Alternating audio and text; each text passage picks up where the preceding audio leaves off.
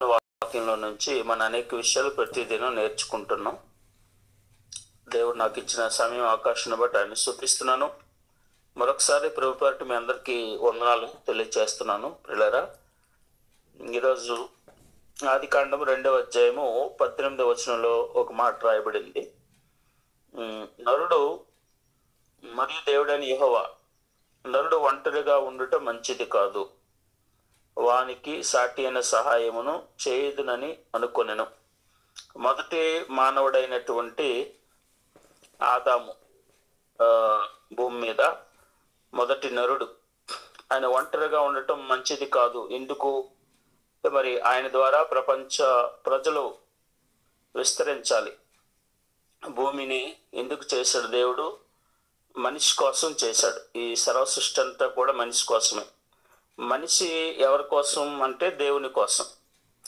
So మరి అలాంటి నరుడు మన ఒంటరిగా ఉండటం మంచిదవుతుందా? సో దేవుని ఉద్దేశంలో ఈ విశ్వం అంతా కూడా నరుడి కొరకైతే, నరుడు దేవుని కొరకైతే, మరి నరుడు విస్తరించాలి, భూమిని లోపరుచుకోవాలి, దాన్ని ఏలాలి అని కూడా చెప్పాడు. కనుక మరి ఆ మొదటి మానవుడి నుంచి ఒక ఎముకను తీసి ఆ ఎముకతో మరొక మనిషిని చేశాడు. ఆ రెండవ మనిషి అవ్వ. ఏమండి? మరి వారి నుంచి ఇంకా అనేక మంది ప్రజలు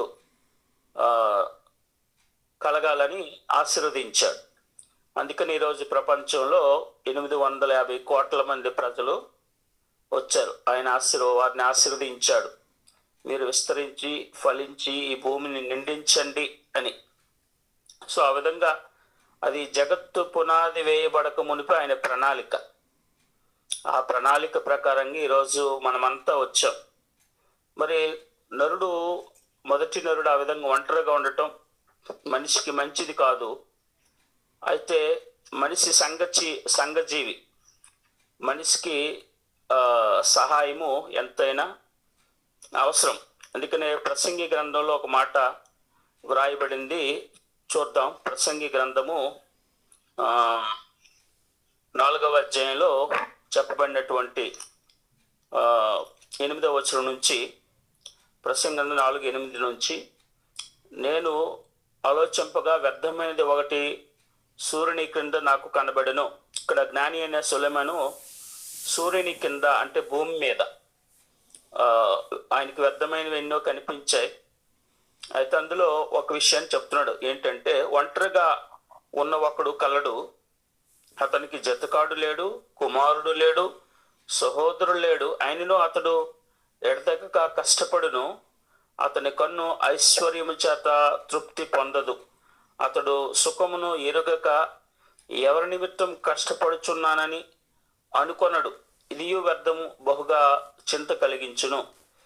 ఇద్దరు కష్టము చేత, అంటే ఒంటరిగా ఒకడు కష్టపడడం. ఏమండి? ఇక్కడ జ్ఞాని చూశాడు. అతడు ఎందుకు కష్టపడుతున్నాడో, ఎందుకు మరి ఐశ్వర్యాన్ని సంపాదిస్తున్నాడో, ధనాన్ని సంపాదిస్తున్నాడో తెలియని రీతిగా ఉన్నాడు. సో అందుకనే కింద ఏమంటున్నాడంటే, ఇద్దరు కష్టము చేత ఉభయులకు మంచి ఫలము కలుగును. సో ఇక్కడ ఒక వ్యక్తి లోకంలో ఇద్దరు ఉండటం ఎంతో మేలని, అంటే ఒకరికంటే ఎక్కువ ఒంటరిగా ఉండడం మంచిది కాదని ఈ సందర్భంలో జ్ఞాని చెప్తున్నాడు. ఏమని? ఒంటరిగాడై ఉండుట కంటే ఇద్దరు కూడి ఉండుట మేలు. ఒకడు పడిపోయిన ఎడ్ల తోడువాడిని లేవనెత్తును. అయితే ఒంటరిగాడు పడిపోయిన ఎడ్ల వానికి శ్రమయే కలుగును, వాడిని లేవనెత్తువాడు లేకపోవును.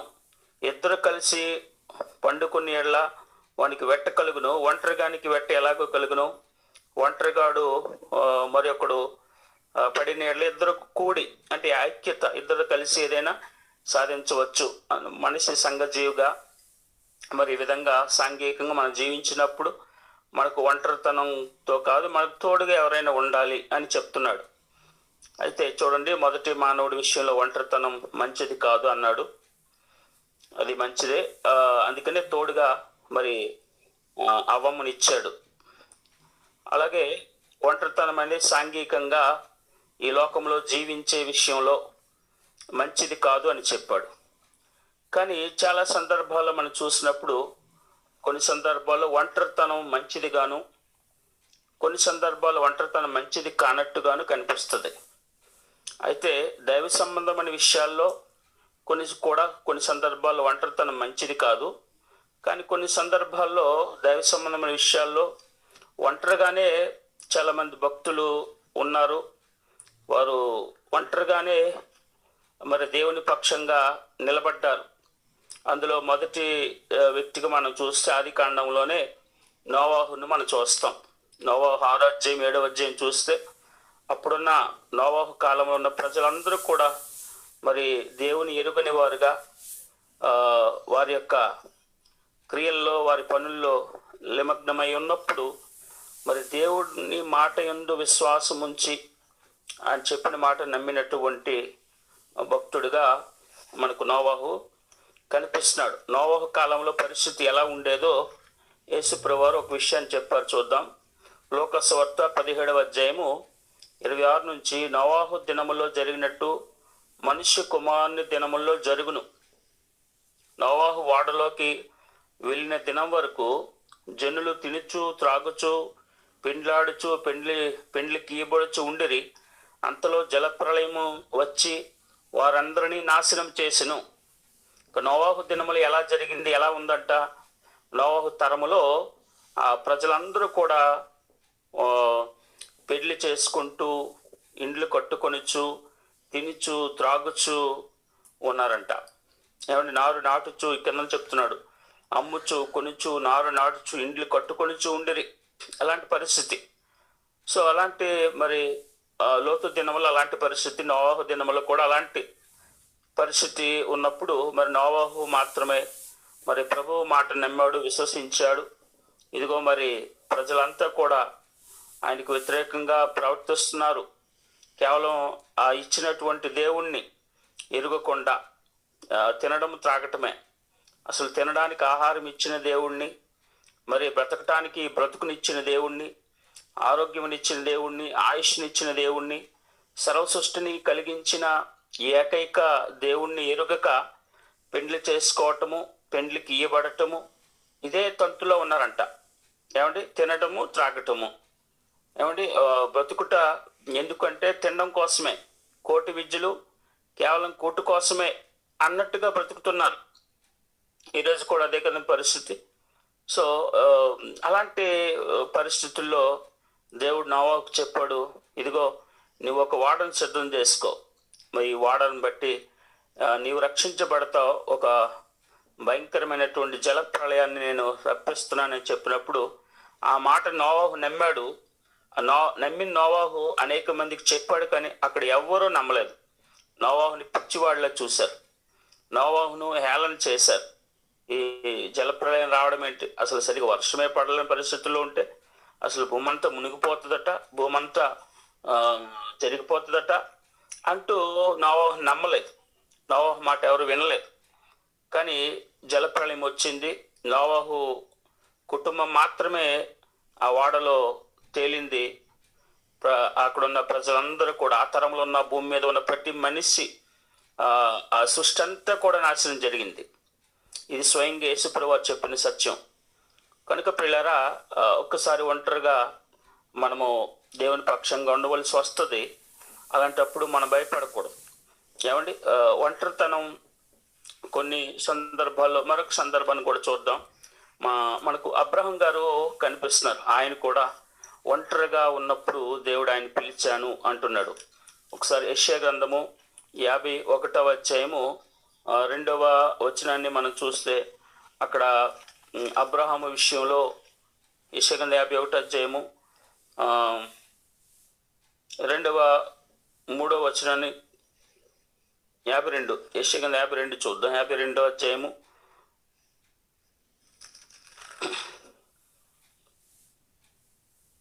యెషయా గ్రంథం 51 అధ్యాయం 2వ వచనం, మీ తండ్రి అయిన అబ్రహాము సంగతి ఆలోచించుడి, మిమ్మును కనిన సారాను ఆలోచించుడి.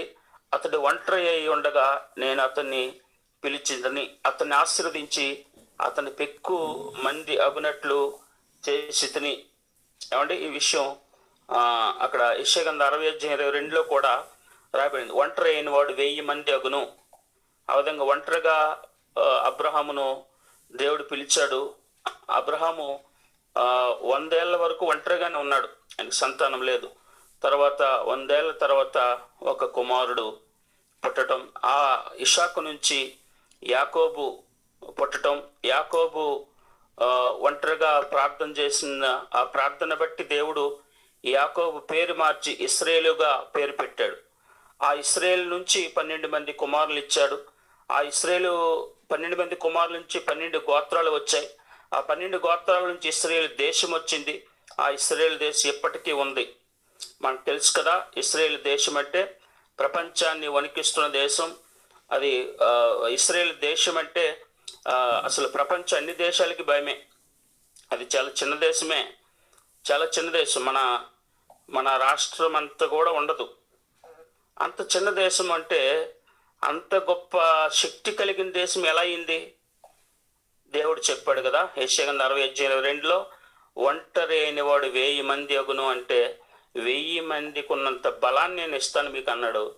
అలాగా ఆ దేశాన్ని నిలబెట్టాడు. ఇప్పటికీ ఆ దేశం ఉంది. ఇప్పటికీ ఆ దేశం ప్రపంచాన్ని భవిష్యత్తులో పరిపాలించి తీరుతుంది అన్నమాట. ఎందుకంటే దేవుడు చెప్పాడు కనుక జరిగి తీరుతుంది. ఆనాటి నుంచి ఈనాటి వరకు ఏమండి ఆ యొక్క ప్రజల్ని, ఆ యొక్క ఇశ్రాయేలీ ప్రజలను, ఆ దేశాన్ని దేవుడు నిలబెట్టాడంటే దాని వెనుక ఆయనకి ఏదో గొప్ప ఉద్దేశం ఉంది. అది జరిగేంత వరకు, అది జరగకుండా ఈ భూమి అంతం అవ్వదు. కనుక ఆయన వారి ద్వారా ఒక చిత్తాన్ని జరిగించబోతున్నాడు. ఏమండి? సో ఒంటరి వాడు 1000 మంది అగును అన్నట్టుగా మరి అబ్రహాం ఒంటరిగానే ప్రభునందు విశ్వసించాడు. అబ్రహామును ముసలి వయసులో ఒక కుమారుని ఇచ్చాడు, ఇషాకు యాకోబు పుట్టాడు. యాకోబుకి ఇశ్రాయేలు అని పేరు పెట్టడం జరిగింది. ఆ ఇశ్రాయేల్ నుంచి పుట్టిన ప్రజలందరూ ఇశ్రాయేలీలు. ఆ ఇశ్రాయేలు దేశమే ఈనాడు ఉన్న దేశం. కనుక ఆ విధంగా దేవుడు ఒంటరి వారిని కూడా గొప్ప జనంగా చేయగలిగిన వాడు. ఎప్పుడంటే ఆయన పక్షంగా నిలబెడితే. ఏమండి? ఒంటరిగా నువ్వు ఉన్నా సరే ఆయన పక్షంగా ఉంటే నిన్ను నిలబెడతాడు అనే విషయం మనం తెలుసుకోవాలి. అలాగే ఒంటరిగా ఉన్నటువంటి ఒక వ్యక్తి మనకి కనిపిస్తాడు, ఇంకొక ఆయన ఎవరంటే ఏలియా. ఆయన ఒంటరిగానే దేవుని పక్షంగా నిలబడినట్టుగా మనం చూస్తాం. రాజులు మొదటి గ్రంథము 18వ అధ్యాయాన్ని మనం గమనిస్తే అక్కడ ఆహాబు, యెజ్బేలు వీరిద్దరూ కూడా భయంకరమైనటువంటి విగ్రహారాధికులు, భయంకరమైన బయలుదేవత ఆరాధికులు. వీరు ఏం చేస్తున్నారు అంటే ప్రజలందరినీ కూడా తప్పుడు మార్గంలో ఒక భ్రష్ట మతంలోనికి నడిపించారు. నేను మతం అనేది ఎప్పుడు కూడా భ్రష్టత్వంతో కూడింది. మతం అనేది ఎప్పుడు కూడా దానికి మంచి చెడు తెలీదు. ఏమంటే అది ఏది న్యాయం ఆలోచన చేయదు. ఏమంటే ఆ మతంలో ఉన్న వారికి ఏది నిజమో ఏది సత్యమో ఆలోచన చేయరు. సో ఇక్కడ ఈ ఆహాబు, యెజ్బేలు ఇద్దరేం చేశారు? ప్రజలందరినీ, ఇశ్రాయేలు ప్రజలందరినీ, ఆనాటి ప్రజలందరినీ కూడా భ్రష్టత్వంలోనికి నడిపించారు. దేవునికి విరుద్ధంగా నడిపించారు. ఆత్మస్వరూపుడైన ఆ దేవుని ఆత్మతో సత్యముతో ఆరాధించనివ్వకుండా పనికి రాని ఒక విగ్రహాల ఆరాధన వైపు నడిపించారు. అలాంటి పరిస్థితుల్లో ఏలియా ఒక్కడే వారికి వ్యతిరేకంగా నిలబడ్డాడు. ఏమండి? వారిని ఎదిరించాడు. ఎలా ఎదిరించాడు? ఏమంటే మనకు తెలుసు, 18 మొత్తం సవాల్ చేశాడు. ఏమంటే దేవుని పక్షంగా ఎలాంటి సవాల్ చేశాడో ఒక మాట చదువుదాం. మొదటి రాజుల గ్రంథం 18:21 ఏలియా జనులందరి దగ్గరకు వచ్చి, ఎన్నాళ్ళ మట్టుకు మీరు 2 తలంపుల మధ్య తడబడుదురు? యెహోవా దేవుడైతే ఆయనను అనుసరించుడి, బయలు దేవుడైతే వానిని అనుసరించుడని ప్రకటన చేయగా జనులు అతనికి ఉత్తరమియ్యక మౌనంగా పలకక ఉండిరి. ఇక్కడ చూడండి, ఏలియా చెప్తున్నాడు, ఎవరు దేవుడో నిర్ణయించుకోండి. దేవుడు ఒక్కడే ఉంటాడు, అనేక మంది ఉండరు. ఏమంటే ఒకే ఒక్క ఆయన ఉంటాడు. ఏమండి? సత్క్రైస్తవుడు ఎప్పుడు కూడా ఒక్క దేవుడిని నమ్ముతాడు. సో అనేక మంది దేవుళ్ళు ఉండరు అనేది తెలుసు కదా. మరి ఆ ఒక్క దేవుడు ఎవరు అనేది కూడా నిర్ణయించుకోవాలి. ఏమండి, అనేక మంది ఎలా అవుతారు? సో సర్వ సృష్టికి ఒక్కడే దేవుడు. ఏమండి, సో ఆయన ఎవరు? ఆయన బయలా లేదా యెహోవా? మీరే నిర్ణయించుకోండి అని అక్కడ సవాలు విసిరినప్పుడు మరి ఏలియా ఒక్కడే నిలబడ్డాడు. అటు పక్షంగా ఎంతమంది అండి? సుమారుగా 250 మందికి పైగా నిలబడ్డారు. అప్పుడు దేవుడు ఆయన పక్షంగా ఒక కార్యం చేయడం మనం చూసాం. అయితే అలాంటి పరిస్థితుల్లో మరి అప్పటికి మరి ఏలియా ఒక్కడే ఉన్నాడా అంటే దేవుడు అంటాడు 7,000 మంది ఇంకున్నారా అంటాడు. కానీ మరి 7,000 మంది ఇంక బయటకు వచ్చారా? ఆ పరిస్థితుల్లో బయటికి దేవుని పక్షంగా బహిరంగంగా నిలబడలేదు. అంటే దేవుని పక్షంగా బహిరంగంగా నిలబడినటువంటి ఒకే ఒక్క రోషం కలిగి నిలబడినటువంటి ఒకే ఒక్క భక్తుడు ఏలియా మాత్రమే. అంటే 7,000 మంది ఉన్నారు, కానీ వారు రహస్యంగా ఉండిపోయారు. వారు రహస్యంగా వారు దేవుణ్ణి యందు విశ్వాసంతో ఉన్నారు తప్ప బహిరంగంగా రాజుకి వ్యతిరేకంగా, ఆ చట్టానికి వ్యతిరేకంగా నిలబడలేదు. ఏమండి, అలాంటి చట్టం భవిష్యత్తులో మనకు కూడా రావచ్చు.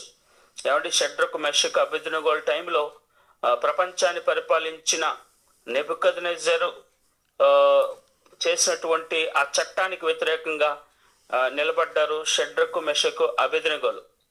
ఆ బొమ్మను చేసినప్పుడు, ఆ బొమ్మకు మొక్కమన్నప్పుడు రాజా చెప్తారు, మేము నమ్మిన దేవుడు మమ్మను రక్షించడానికి సమర్థుడు. ఒకవేళ ఆయన రక్షించకపోయినా మేము నీవు చెప్పినట్టుగా బొమ్మకు మేము మొక్కమని ధైర్యంగా చెప్తారు. వారు అగ్నిగుండంలో వేయబడ్డారు, దేవుడు వారిని రక్షించారు. దర్యావేష్ కాలంలో కూడా దానియేలు ఒక్కడే దేవుని పక్షంగా నిలబడినట్టుగా అక్కడ కూడా మనం చూస్తాం ప్రియులారా. సో దేవుడు కొన్ని సందర్భాల్లో మనల్ని ఒంటరిగా పోరాటం చేయడానికి నిలబెడతాడు. అప్పుడు ఒంటరిగా నిలబడడానికి ఎప్పుడు కూడా మనము సిద్ధంగా ఉండాలి. ఏమండి, సో ఆయన మనకు 10 మందిని ఇస్తే ఓకే, ఇవ్వకపోతే ఒంటరిగా నేను నిలబడడానికి ఎప్పుడు కూడా మనం ఆయన పక్షంగా పోరాడడానికి ఎప్పుడు కూడా భయపడకూడదు. మరొక మాట చూద్దాం. ఇర్మియా గ్రంథం 1వ అధ్యాయము, ఇర్మియా గ్రంథం విలపు వాక్యాలు చూద్దాం. విలపు వాక్యాలు 3వ అధ్యాయము 27-28 వచనాలు చూస్తే, విలపు వాక్యాలు 3వ అధ్యాయం 27-28 వచనం, యవ్వన కాలమున కాడి మోయట నరునికి మేలు, అతని మీద దానిని మోపినవాడు యెహోవాయే, గనుక అతడు ఒంటరిగా కూర్చుండి మౌనముగా ఉండవలెను. ఒక్కోసారి దేవుడు మనకు ఒంటరిగా మనకు ఒక బాధ్యతను అప్పగిస్తాడు. ఒంటరిగా నిలబడమని చెప్తాడు. ఒంటరిగా నిలబడవలసి వస్తుంది. ప్రజలు నోవాహు కాలంలో ఎలాగైతే నోవాహు నిలబడ్డాడు, అలాగా ఒంటరితనం ఒక్కోసారి వస్తుంది. అయితే దేవుడు మనకు అప్పగించిన బాధ్యతను వేరొకరితో సహవాసం చేసే వారి మీద రుద్దడానికి చూడకూడదు, కానీ ఒంటరిగా కూర్చుండి మౌనముగా ఉండవలను అంటున్నాడు. సో ప్రియులరా, దేవుడు మనకి అప్పగించిన దాన్ని ఒక్కోసారి ఒంటరితనం ఉండొచ్చు. అలాంటి పరిస్థితుల్లో మనం దేవుని పక్షంగా నిలబడటానికి సిద్ధంగా ఉండాలని ఈ వచనాలు మనకు తెలియజేస్తున్నాయి. అదేవిధంగా ఇర్మియా గ్రంథం 15వ అధ్యాయంలో కూడా, ఇర్మియా 17వ వచనంలో కూడా ఇర్మియా నేను ఒంటరిగా ఉన్నాను అని అక్కడ చెప్తాడు. ఇర్మియా గ్రంథం 15వ అధ్యాయం 17వ వచనం చూడండి. సంతోషించు వారి సమూహములో నేను కూర్చుండలేదు, నేను ఉల్లసింపలేదు. కడుపు మంటతో నీవు నన్ను నింపి ఉన్నావు కనుక నీ హస్తముతో నేను ఏకాకినై కూర్చుంటిని. సో దేవుని హస్తాన్ని బట్టి ఏకాకిగా ఇక్కడ ఇర్మియా కూర్చున్నాడు. దావీదు కూడా 25వ అధ్యాయము, కీర్తన 25వ అధ్యాయము 16వ వచనంలో కూడా నేను ఏకాకిగా ఉన్నాను అంటాడు. అలాగే మనము చాలా సందర్భాల్లో ఎంతో మంది భక్తులు, ఒక ఇర్మియా కానీ, ఒక దావీదు కానీ, ఏమంటే ఒక మోషే సందర్భంలో కానీ, ఒక అబ్రహాం విషయంలో కానీ, ఒక నోవాహు విషయంలో కానీ ఒంటరిగా ఉన్నట్టుగా, ఒక దానియేలు విషయంలో కూడా దానియేలు ఒంటరిగా ఉన్నప్పుడు దేవుడు ఆయనకి దర్శనం ఇచ్చినట్టుగా దానియేలు గ్రంథం 10వ అధ్యాయంలో మనం చూస్తాం. చూడండి, దానియేలు గ్రంథం 10వ అధ్యాయము 5వ వచనం చూస్తే, నేను కన్నులెత్తి చూడగా నార బట్టలు ధరించుకున్న ఒకడు కనబడను, అతడు నడుమునకు మేలిం బంగారు దట్టి కట్టుకుని ఉండెను. అతని ఇదంతా కూడా యేసుప్రభువారు అభిషక్తుడి గురించే.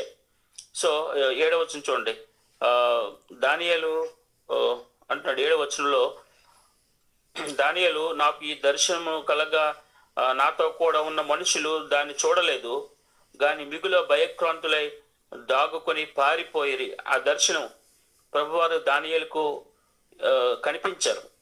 కనిపించినప్పుడు ఆ దర్శనం చూశాడు ఆయన. అది మిగతా వారందరూ భయపడి పారిపోయి దాక్కున్నారు. కానీ నేను ఒంటరిగా ఈ గొప్ప దర్శనం చూచి తిని అని 8వ వచనంలో చెప్తున్నాడు. సో ఒంటరిగా ఉన్నప్పుడు దేవుడు మనకు గొప్ప దర్శనం ఇవ్వచ్చు. అలాగే యేసుప్రభువారి విషయంలో కూడా చూస్తే ఆయన ఈ భూమి మీద ఉన్నప్పుడు ఆయన ఒంటరిగా ఏమండి మెట్ట మీద ఆరాధించడానికి, అక్కడ ఏమండి అరణ్యంలో ఆరాధించడానికి వెళ్ళిన సందర్భాలు మనం చూస్తాం. మత్తయి 14వ అధ్యాయంలో చూస్తాం. అదేవిధంగా మార్కు సువార్త 4వ అధ్యాయంలో ఒంటరిగా ఉన్నప్పుడు శిష్యులకు అనేక సంగతులు వివరించినట్టుగా చూస్తాం. 4వ అధ్యాయం మార్కు సువార్త 4వ అధ్యాయం 10వ వచనం 16వ వచనం 34వ వచనం కూడా చూస్తే అర్థమవుతుంది. అలాగే ఆయన శ్రమ ఎదురైనప్పుడు ఆయనతో ఎవరు లేనప్పుడు ఆయన ఒంటరిగా ఉన్నాడు అని కూడా మనకు చెప్పబడింది.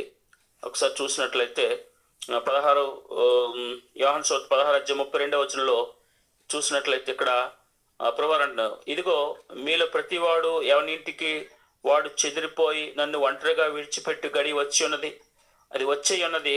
అయితే తండ్రి నాతో ఉన్నాడు కనుక నేను ఒంటరిగా లేను. దేవుడు మనతో ఉంటే మన ఒంటరిగా ఉన్నట్టు కాదు ప్రియులారా. దేవుడు మనతో ఉంటే నేను మనుషులు లేకపోయినా మన ఒంటరి వారం కాలేం. ఏమండి? సో కీర్తన గ్రంథము 4వ అధ్యాయంలో కూడా ఒక మాట రాయబడింది. కీర్తన గ్రంథం 4వ అధ్యాయం 8వ వచనంలో చూసినట్లయితే, యెహోవా నెమ్మదితో పండుకొని నిద్రపోదును, నేను ఒంటరిగా ఉండినను నీవే నన్ను సురక్షితముగా నివసింపచేయుదువు. సో ఒంటరిగా ఉన్నా సరే సురక్షితంగా ఆయన నివసింపజేస్తా. ఆయనతో ఉంటే ఏమండి, ఆయనలో ఉన్నప్పుడు ఒంటరిగా ఉన్నా సరే మనకు ధైర్యం ఉంటుంది. ఏమండి? సో ఆయన పక్షంగా ఉన్నప్పుడు ఒంటరిగా ఉన్నా సరే మన ధైర్యపరుస్తాడు, మనల్ని నడిపిస్తాడు అనే సంగతి కూడా మనం తెలుసుకోవాలి పిల్లరా. కొన్ని సందర్భాల్లో భక్తులు ఒంటరిగా ఉండవలసిన పరిస్థితి ఏర్పడవచ్చు. ఏమండి? ఒంటరిగా పోరాటం చేసే పరిస్థితి ఏర్పడవచ్చు. కనుక పిల్లరా మన ధైర్యంగా ఉందాం. మనల్ని విడువని వాడు, మనల్ని ఎడబాయని వాడు, మన తెల్లపు ఉండే దేవుడు మనకున్నాడు కనుక మన ఒంటరి వారము అనే విషయం ఆలోచన రాకూడదు. ఏమండి? సో ఆయన్ని విడిచిపెట్టేస్తే మనతో ఎంతమంది ఉన్నా మనం ఒంటరం అయిపోతాం. సో అదే హెబ్రీ పత్రిక 13వ అధ్యాయం 5లో చెప్తున్నాడు, నిన్ను ఏమాత్రము విడువును, నిన్ను ఎన్నడూ ఎడబాయనని ఆయనే చెప్పిన కదా. కాబట్టి ప్రభువు నాకు సహాయకుడు, నేను భయపడను, నరమాత్రుడు నాకేమి చేయగలడని మంచి ధైర్యంతో చెప్పగలవారమై ఉన్నాము. కనుక పిల్లరా మనకు దేవుడు తోడై ఉన్నాడు, మన ఒంటరము కాము. ఏమండి అనే విషయం మనము భక్తులైన వారు తెలుసుకోవాలి. సో మనుషులు ఒక్కోసారి మనతో రాకపోయినా సరే మనం భక్తి జీవితంలో కొన్ని సందర్భాలు ఒంటరిగా ఉండవలసి వచ్చినా సరే మనం భక్తి జీవితంలో రాజీ పడకూడదు. ఏమండి? వాక్యాన్ని అనుసరించటంలో రాజీ పడకూడదు, వాక్యాన్ని పాటించటంలో రాజీ పడకూడదు. అలా రాజీ పడని వ్యక్తుల్లో పౌలు గారు కూడా ఉంటారు. ఆయన్ను ఒంటరిగా కొంతమంది విడిచిపెట్టేశారు. 2వ తిమోతి పత్రిక 4వ అధ్యాయము 15వ వచనం నుంచి చూసినట్లయితే, అతని విషయమై నీవు జాగ్రత్తగా ఉండము, అతడు మా మాటను బహుగా ఎదిరించాను. నేను మొదట సమాధానం చెప్పినప్పుడు ఎవడనూ నా పక్షముగా నిలువలేదు, అందరూ నన్ను విడిచిపోయిరి, ఇది వారికి నేరముగా ఎంచబడునుగాక. ఇక్కడ చూడండి, పౌలు గారిని అందరూ విడిచిపోయారు. ఏమండి? ఆయన సమాధానం చెప్తున్నాడు, వాక్య పక్షంగా దేవుని పక్షంగా వాదిస్తున్నప్పుడు ఎవరో ఒంటరిగా ఆయన విడిచిపెట్టి వెళ్ళిపోయారంట. అదే 2 తిమోతి 1:15 కూడా చూస్తే, 2 తిమోతి 1:15 ఆసియాలోని వారందరూ నన్ను విడిచిపోయిరని సంగతి నీ వెరుగుదువు. ఆయన ఒంటరిగా అక్కడ విడిచిపోయారంట. సో ప్రియులారా, ఒంటరిగా కొన్ని సందర్భాల్లో దేవుని భక్తులు ఉండొచ్చు అండ్ విడిచిపెట్టబడచ్చు. అన్ని సందర్భాల్లో మనం అయితే ఏ సందర్భంలో 10 మంది మనతో ఉన్నా సరే, ఒంటరిగా మనం ఉన్నా సరే, మనం వాక్యాన్ని అనుసరించే విషయంలో లేదా భక్తి విషయంలో రాజీ పడకుండా ఆయన పక్షంగా నిలబడడం నేర్చుకోవాలి. సో ప్రియులారా, మనము ఎప్పుడు ఒంటరిగా ఉండటం మంచిదో కాదో కూడా తెలుసుకోవాలి. యేసుప్రభు ఒంటరిగా ఏకాంత ప్రార్థన చేయడానికి ఒలివల కొండకు వెళ్తూ ఉండేవారు. ఏమంటే మనం ఒంటరిగా ఏకాంత ప్రార్థన చేసినప్పుడు దేవుని దర్శనం మనకు కలుగుతుంది. ఏమండి, అండ్ ఒంటరిగా మనం వాక్యాన్ని ధ్యానిస్తున్నప్పుడు ఆయన మనతో అనేక విషయాలు నేర్పిస్తాడు. నేను ఈ అనుభవాన్ని తెలుసుకున్నాను ప్రియులారా. ఒంటరిగా నేను ఎన్నోసార్లు ఏకాంత ప్రార్థన చేసినప్పుడు అనేక విషయాలు నాకు నేర్పించాడు దేవుడు, అనేక సత్యాలు నేర్పించాడు దేవుడు నాకు. నేను జాబ్ చేస్తూ సేవ చేస్తున్నప్పుడు అనేక మంది నాతో కలిసి సేవలో కొనసాగారు. జాబ్ విడిచిపెట్టి సంపూర్ణ సేవలో ఇప్పుడు ఉన్నప్పుడు నేను ఒంటరివానిగా సేవ చేయవలసి వస్తుంది. సో ప్రియులారా, కొన్ని సందర్భాల్లో దేవుడు అలాంటి అనుభవాల్లోనికి నడిపిస్తాడు. ఒంటరిగా ఆయనలో నిలబడే అనుభవంలోకి నడిపిస్తాడు. కనుక మనం ఆధారపడకూడదు. ఆయన మనతో ఉన్నాడు, మనల్ని విడువని వాడు, ఎడబాయిన వాడు అనే సత్యాన్ని మనం తెలుసుకుందాం.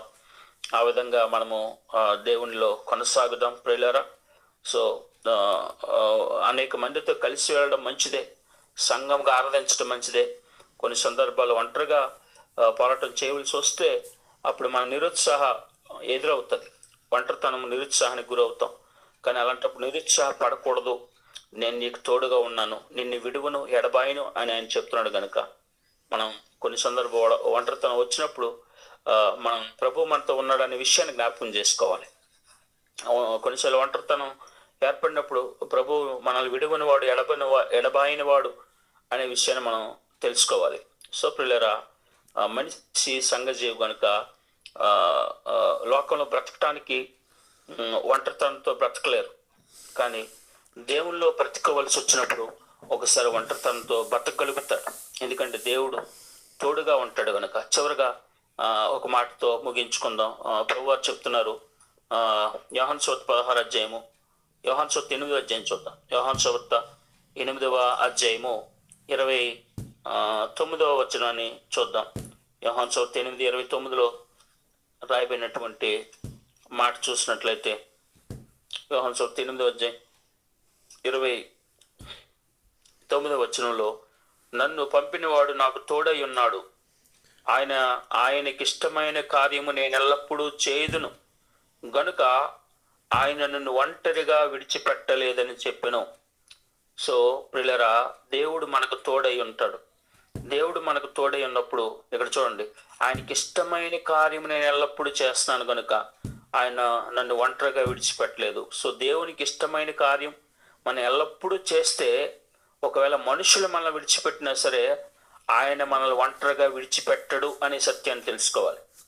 సో ఆయనకి ఇష్టమైన కార్యం ఎల్లప్పుడూ మనం చేస్తున్నప్పుడు, అండ్ మనుషులు ఒక్కోసారి మనల్ని విడిచిపెట్టేస్తారు వారికి నచ్చకపోతే. ఏమండి, కానీ దేవుడు మనల్ని అప్పుడు విడిచిపెట్టడు.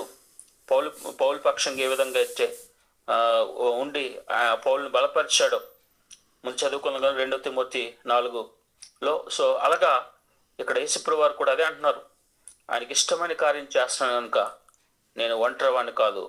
శిష్యులు అందరూ ఆయన విడిచిపెట్టి వెళ్ళిపోయారు. శిలువ ఇంకో అప్పగించే టైంలో అందరూ ఎవరింటికి వారు వెళ్ళిపోయారు. ఆ పరిస్థితిలో ప్రభువారు ఒక్కరే ఒంటరిగా ఆ దేవుని కార్యం నెరవేర్చడానికి, శిలువ మరణం పొందటానికి, సర్వమానవాల రక్షణ కొరకు ఆ బలియాగం చేయటానికి ఆయన ఒంటరిగా నిలబడ్డాడు.